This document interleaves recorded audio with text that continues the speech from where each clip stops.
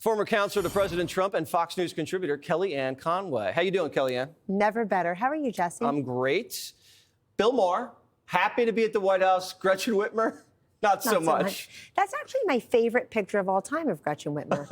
What is it that you like about it so much? I like that we can't see her. And if she puts it on a bumper sticker and makes it a campaign platform, I think that she can catch Tim Walz for fourth place in that early Democratic primary poll. It's the Oval Office to think that we're not going to know who that is. It's like when your neighbor goes on with the glasses and the mustache, we're not supposed to know it's him. Pete Buttigieg, with his beard, I think is doing his best Vladimir Zelensky, hoping more Democrats will support him if they think he's the president of Ukraine. There he is. Look at him. He's got a Zelensky look to him. What about Booker out there hugging they-thems? That's a move. And after the 24, 40 hours, whatever he did, he talked all that time and said absolutely nothing. He couldn't answer Kristen Welker's very important question. Back to Pete Buttigieg for a second. Here's a guy like Beto O'Rourke before him. They're the next generation, fresh blood, new face. They're on skateboards. They speak. Pete Buttigieg speaks 8 languages, none of which makes sense to most Americans. But I think it tells you what's wrong with the Democratic Party right now.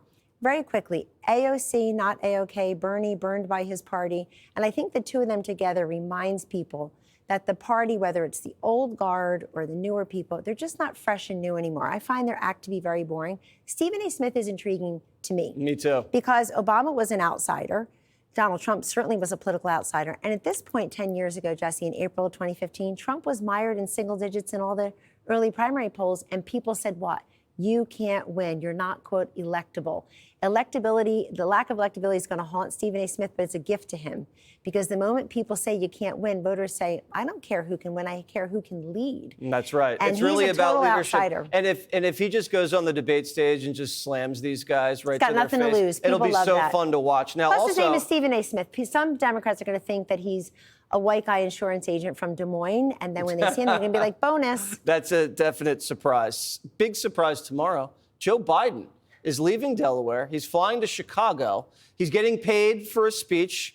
I think it's a group that represents disabled people. And we're getting word from Chris Whipple, this author of Uncharted, this tell-all book. Biden is angry at all of his advisors for just spilling all the beans and talking trash about him to all of these authors. You mean still, because they did that while he was president. Look, I don't blame him. They covered for him again and again, made it seem to him that nothing was wrong with him. And now, after they lied to America for years, want to clear their consciousness. Look, the political consulting class on both sides of the aisle is very small. It's a very elite group. They should some of them should never work in that town again, in that industry, because you got to be truthful and transparent with the American people about who your candidate is. Joe Biden gave us 4 years of him for free. Very few people listen. We'll see what a paid speech does. Okay. I'm not expecting a lot, but it should be fun.